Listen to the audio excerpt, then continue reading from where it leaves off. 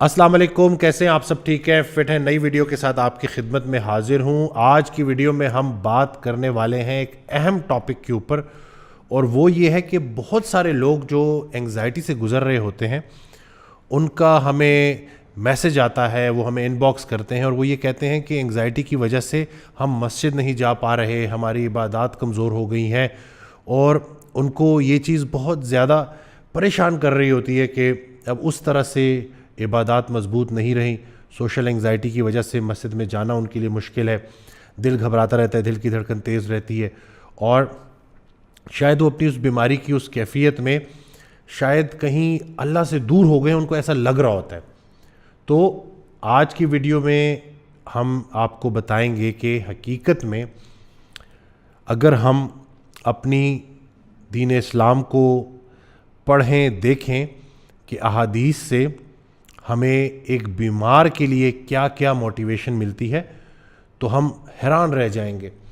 ایک حدیث جس کا مفہوم ہے کہ رسول اللہ صلی اللہ علیہ وسلم کا فرمان ہے، یہ حوالہ ہمیں ملتا ہے کہ جب ایک انسان بیماری سے گزرتا ہے اور جب وہ اس بیماری سے نکل آتا ہے تو وہ ویسے ہی گناہوں سے پاک ہو جاتا ہے جیسے ایک جو ہے نومولود بچہ ابھی اس دنیا میں آیا ہے، جس کو ماں نے جنم دیا ہے۔ یعنی کہ جس طرح ایک چھوٹا بچہ گناہوں سے پاک ہوتا ہے، ویسے ہی ایک ایسا انسان جو بیماری سے گزر جائے، اس پوری بیماری سے نکل آئے، تو وہ ویسے پاک صاف ہو کے نکلتا ہے۔ تو یہ بہت بڑی امید ہے، بہت بڑی موٹیویشن ہے ان سب کے لیے جو یہ سمجھ رہے ہوتے ہیں کہ جیسے عبادات کمزور ہو گئی ہیں تو شاید کہیں اللہ سے ہمارا تعلق کمزور نہ پڑ جائے۔ اللہ تعالیٰ جس نے بیماری بھیجی ہے وہ یہ جانتا ہے کہ میرا بندہ اس وقت ایک بیماری سے گزر رہا ہے۔ بلکہ ایک اور حدیث سے حوالہ ملتا ہے جس کا مفہوم ہے کہ جب تک انسان بیماری کی کیفیت میں رہتا ہے تو اس کی ایک ایک لمحے پہ اللہ تعالیٰ فرشتوں کو حکم دیتا ہے کہ نیکی اور خیر لکھتے رہو۔ یعنی کہ جب وہ نیکی اور خیر کے کام کیا کرتا تھا، عمل کیا کرتا تھا، ابھی اگر وہ بیٹھا ہوا بھی ہے، وہ عمل نہیں کر رہا، تو اس بیماری کے دوران اس کا وہ نیک عمل کاؤنٹ کرتے رہو۔ تو یعنی کہ ایک انسان اگر ایک لمبا عرصہ بیماری سے گزرا ہے تو جتنا لمحہ وہ اس بیماری سے گزرتا رہا ہے، اتنی اس کی جو کمیاں تھی وہ پوری ہوتی رہی ہیں اور اس کی نیکیاں بڑھتی رہی ہیں۔ تو اپنے حال کو نہیں دیکھنا ہوتا، اپنے خیال کو دیکھنا ہوتا ہے، اور خیال کی اصلاح بہت زیادہ ضروری ہے۔ شیطان ہمیں مایوس کر رہا ہوتا ہے کیونکہ وہ ہماری رگوں میں خون کی طرح دوڑتا ہے۔ اب اس کا طریقہ واردات آپ سمجھ لیں کہ وہ کیا آپ کو یہی بتا رہا ہوتا ہے کہ پہلے تو تم اتنا مسجد جاتے تھے، اتنی عبادت کرتے تھے، اب دیکھو اب تو تم اس طرح سے عبادات نہیں کر رہے، تم نے اپنے آپ کو ایک کمرے تک محدود کر دیا ہے، تو اب تمہارا کیا ہوگا؟ یعنی کہ وہ آپ کو اللہ کی رحمت سے نا امید کر رہا ہوتا ہے۔ حالانکہ جس وقت آپ شدید تکلیف میں، پریشانی میں ہے، اس وقت آپ نے قرآن کی وہ آیت زیادہ یاد رکھنی ہے کہ اللہ کی رحمت سے نا امید نہ ہونا، اللہ کی رحمت اللہ کے غضب پر حاوی ہے۔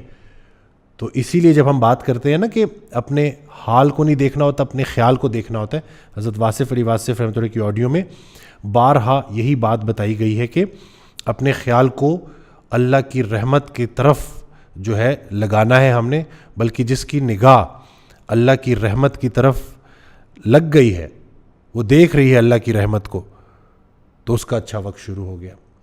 تو بس انہی چیزوں کے اوپر جب ہم عمل کریں گے، سورہ دہا میں جہاں پوری سورت ہی سبحان اللہ اتنی ایک نئی جان انسان کے اندر پھونک دیتی ہے، جب بھی وہ آپ ترجمے سے پڑھیں تو وہاں پہ ایک آیت کہ آنے والا وقت گزرے ہوئے وقت سے بہت بہتر ہوگا، اور عنقریب رسول اللہ صلی اللہ علیہ وسلم کو اللہ تعالیٰ اتنا دے گا کہ وہ خوش ہو جائیں گے۔ عنقریب ہم آپ کو اتنا دیں گے کہ آپ خوش ہو جائیں گے۔ اور آپ دیکھیں کہ آج تک کتنی صدیاں گزرنے کے بعد بھی ہم نے رسول اللہ صلی اللہ علیہ وسلم کو دیکھا نہیں ہے، لیکن ہم ان سے اتنی محبت کرتے ہیں، ان پہ درود بھیجتے ہیں۔ تو یہ دیکھیں کہ وہ درجات میں اضافہ ہوتا جا رہا ہے، اور وہ جو اللہ نے دینے کا وعدہ کیا تھا نا، وہ ابھی تک جاری ہے الحمدللہ۔ تو انہی باتوں کے اوپر جب ہم غور و فکر کریں گے اور اپنے خیال کو درست کریں گے، ہماری پریشانی اصل میں ہماری غلط فہمیاں ہوتی ہیں۔ تو آپ دیکھ لیں کہ ہم شیطان کو نا بہت زیادہ کوئی اللہ معافی بہت زیادہ ہی کو درجہ دے دیتے ہیں۔ یاد رہے شیطان مخلوق ہے، اللہ خالق ہے، اور مخلوق اور خالق کا مقابلہ نہیں ہو سکتا. جس کا خیال اللہ کی رحمت کی طرف چلا گیا, جس کا بانڈ اپنے اللہ سے اسٹرانگ ہو گیا, اس کو جب اللہ کا ساتھ نصیب ہو گیا تو شیطان اس کے مقابلے میں کہاں آ سکتا ہے. تو یاد رہے کہ مخلوق اور خالق کا مقابلہ نہیں ہو سکتا. تو جب آپ نے اللہ کی رسی کو مضبوطی سے تھام لیا, اپنے آپ کو پر امید رکھا, یقین کے اوپر مزید یقین لاتے رہے, اعتماد کے اوپر مزید اعتماد لاتے رہے, تو آہستہ آہستہ وہ جو اللہ تعالیٰ ارشاد فرماتا ہے کہ ہر سختی کے ساتھ آسانی ہے, تو آہستہ آہستہ آپ کو پتہ چل جائے گا کہ اس پریشانی میں بھی اللہ تعالیٰ نے کتنا بلیسنگ رکھی ہوئی تھی کہ نہیں آتی کوئی پریشانی اس وقت تک جب تک وہ بڑی پریشانی کو ٹالنے نہ آئی ہو.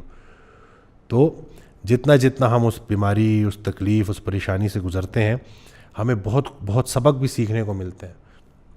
جو تکالیف ہیں, پریشانیاں ہیں, یہ اصل میں احساس کی بیداری ہے. ہمارے اندر احساس پیدا ہو, ہم ایک دوسرے کی درد کو, تکلیف کو سمجھیں. بلکہ حضرت واصف علی واصف رحمۃ اللہ کا میں یہ فکرہ پہلے بھی ریپیٹ کرتا رہا ہوں کہ بیماری سے پہلے زندگی اپنی لگتی ہے, بیماری کے بعد اللہ کی لگنی شروع ہو جاتی ہے. تو ہم ذرا سوچیں اور ذرا اس پہ فکر کریں, غور و فکر کریں, تو آہستہ آہستہ وہ جو دھندلا پن ہے نا, جو ہم کلیئرلی دیکھ نہیں پا رہے, وہ صاف ہونا شروع ہو جاتا ہے. اور اس کی ایک بیسٹ ایگزامپل مجھے ایک شخص نے دی تھی کہ جب انسان بیماری سے گزر رہا ہوتا ہے, تکالیف سے گزر رہا ہوتا ہے, تو جیسے آپ بل بورڈ کے بالکل منہ کے آگے کھڑے ہو جائیں تو آپ کو نہیں نظر آ رہا ہوتا کہ اس کے اوپر کیا لکھا ہوا ہے, لیکن جیسے ہی آپ اس سے دور ہو کے دیکھیں تو آپ کو پورا وہ میسج سمجھ آ جاتا ہے کہ اس کے اوپر کیا لکھا ہوا ہے. تو ایسے ہی جب انسان اس بیماری سے نکل آتا ہے تو پھر اس کو پتہ چلتا ہے کہ واقعی اس مشکل وقت میں کتنا کچھ سیکھنے کو ملا, اس بیماری نے کتنا بوجھ میرا ہلکا کر دیا, کتنے گناہ تھے جن کو اللہ تعالیٰ نے جو ہے وہ معاف کر دیا.